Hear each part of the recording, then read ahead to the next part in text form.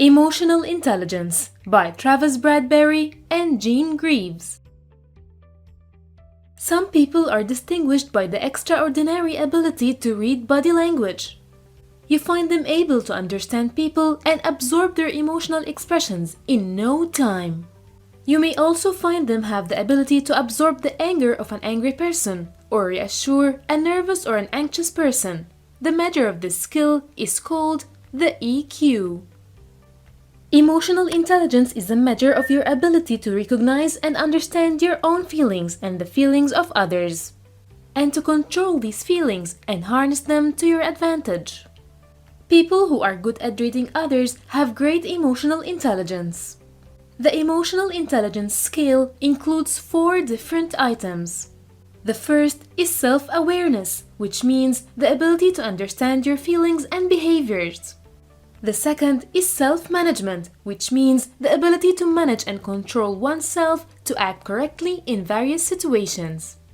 The third is social awareness. Once you know how to manage your behavior and understand your feelings, you will know how to read other people's emotions and realize what makes them feel angry, sad, happy, and comfortable. The fourth and final element is relationship management. Understanding your own and others' behavior allows you to build stronger relationships with the different people in your life. For example, if you realize through your interaction with your colleague at work that he gets upset when exposed to criticism, then you will change your style when providing feedback or advice to this colleague, so that he will be able to respond to your words better and in a less sensitive way. Bit to remember: emotional intelligence is your ability to know yourself and others and manage your own feelings and others' feelings in order to build better social relationships. You might think that the concept of self-awareness or self-knowledge is knowing the things you like or dislike, but in fact, the concept of self-awareness is much deeper than that. It's about gaining a deep understanding of your feelings and the conditions that caused them. It's important to understand why you're feeling any type of emotion, including when you're angry, upset, or relaxed. Just because you're in a bad mood doesn't necessarily mean you're having a bad day. The reason for your bad mood may be very simple, such as remembering that you forget your laptop when you're on the way to work, or you got a speeding ticket on the way home, or a controversy with your boss or one of your co-workers. During such moments, you may begin to feel negative feelings about everything that's going on around you. And you may even be provoked and angry even at the smallest things, and therefore, you have made these transient events a reason to disturb the peace of an entire day of your life. When you find yourself in a bad mood, remember that these feelings are just momentary feelings, and they are like a summer cloud that evaporates quickly. On the other hand, don't lose sight of your self-awareness during the happy days and moments. People often tend to be impulsive and reckless in moments of good mood as well, in a way that may be greater than their impulsiveness and recklessness in the bad moments.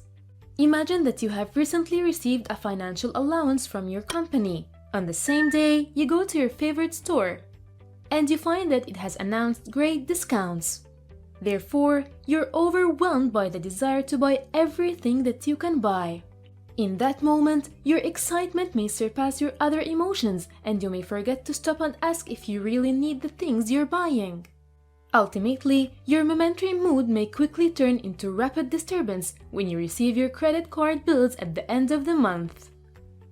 Bit to remember: be aware of your feelings, check yourself, and think twice before making your decisions, especially when you're excited in a very bad mood or a very good one. Many of us may find a great difficulty in self-control and management. When we try to control our actions, we often drift towards our inner feelings rather than being reasonable and rational.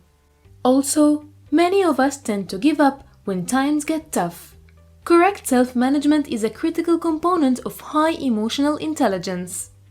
One helpful tool you can use when you face a difficult decision is to create a comparison list between emotions and reasoning. Draw a table with 2 columns. In the first column, write down what your emotions dictate, and in the second column, write down what your logical thinking dictates. This table can help you balance your rational and emotional aspects so that neither one will exceed the other. Suppose you face the decision of an employee separation. Recently, you noticed that the quality of this employee's work has started to go down significantly. You find him doing nothing, and the quality of his work doesn't rise to the quality of the work performed by his peers in the team. But at the same time, you have formed a good friendship with this employee. You find him lovable and have a cheerful character at work. In this type of decisions, you find a suitable opportunity to compare between emotional and rational reasons before making the final decision. One of the most effective tools for self-management is to keep your friends and family informed of your life goals. By doing this, your friends and family can motivate you in achieving your goals and can keep you on the right track to reach them. One of the university professors was suffering a lot to meet the deadlines for the papers and researches he was working on. To face this, he decided to follow his own self-management strategy. He told his colleagues that he would pay them $100 in each time he misses the deadline, and this strategy greatly changed his behavior. But to remember, to achieve the best self-management, you need to balance between your emotional and logical sides. Remember that social awareness is the third element of the emotional intelligence elements. In order to become a more socially conscious person, you have to focus on two main foundations. First, you have to observe the body language of the person you're talking with, to be able to know what he feels, and in order to plan your answers and words accordingly. Start with evaluating the body language from head to toe.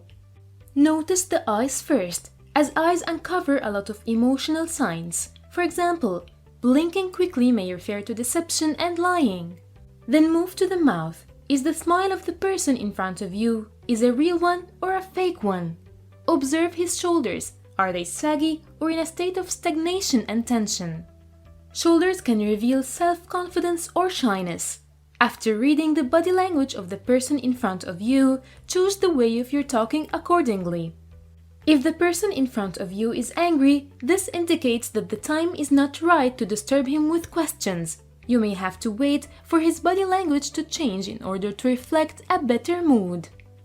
Second, make sure to greet the person by his name. Doing so helps you express feelings of warmth and confidence to the person in front of you. People who have high social awareness don't usually deal with others by using the names of Sir or Mr. or the Professor. Instead, they make a lot of effort to remember the names of the people they know, to strengthen their relationships and to create confidence and intimacy. But to remember, body language can tell you a lot of what's in people's minds, and it can help you change your way of dealing with different situations and feelings.